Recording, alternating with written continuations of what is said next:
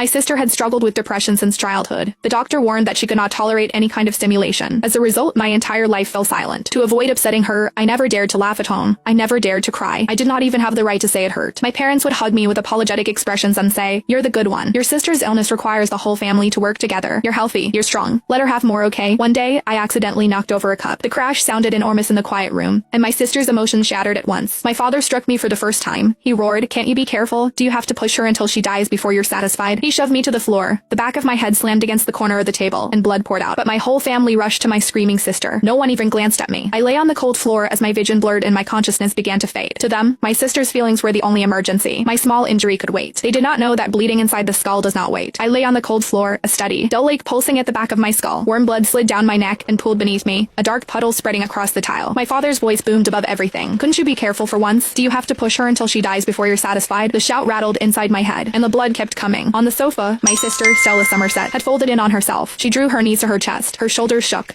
Both hands clamped over her ears as she shrieked. Sharp enough to sting, she did it on purpose. "She wants me dead. Make her go away. Go away." My mother knelt in front of her and rubbed her back in slow circles. Her voice turned soft and sang minus song. "Baby, it's okay. Mommy's here." The bad sister went away. I tried to push myself up. The room tilted hard to the left, then lurched back. Dizziness punched through me, and I collapsed again with my cheek against the floor. The edges of my vision darkened. Black crept in like smoke and swallowed the corners first. "Dad, Mom." My voice came out thin, almost nothing. No one turned. My sight blurred. The ceiling faded into a pale smear. Somewhere beyond it, old memories surfaced, as if they had waited for the moment I finally stopped fighting them. I saw myself running home with a certificate clutched in both hands. I had earned first place in my grade. My heart had felt too big for my chest. "Mom." I shoved the door open, breathless. The words spilled out. Before I could finish, she snatched the certificate from my hands and shoved it into a drawer as if it were contraband. "Rainy," she whispered, panic in her voice. "Don't let your sister see it." She lowered her voice even further. "You know how this goes. If you do well, it will set her off." I stood in the doorway with my arms still half minutes extended, as if my body had not received the message. My smile froze. "But Mom, it's the first time I ever got first place," I said. My voice shook. "The teacher said I could apply for early admission. You're the most sensible one," she said as she smoothed my hair. Her eyes held apology, the kind that always asked me to swallow my feelings so she would not have to. "Your sister's illness needs all of us. You're healthy. You're strong. Let her have more, okay?" I nodded and went back to my room. I forced down the lump in my throat and swallowed every bit of unfairness whole. Back on the floor, the puddle of blood had widened. It crept under my shoulder, sticky and warm. My breathing turned fast and shallow, and I could not draw enough air into my lungs. White flashes sparked across my vision. "Mom." I tried again. This time the words scraped out of me. "It hurts." My mother finally glanced over her shoulder. She frowned as if I had interrupted something important. "Rainy, stop it," she said. "Can't you see your sister is unwell?" My sister's screaming spiked even higher. "Make her leave. Make her go away." She grabbed a glass from the coffee table and hurled it at the wall. It exploded and shards scattered across the room. My father rushed to her and wrapped his arms around her as if she were made of glass and I were the one throwing stones. "It's okay, Stella. Daddy's here," he murmured, gentle enough to make me feel sick. "It's okay. Daddy already chased the bad sister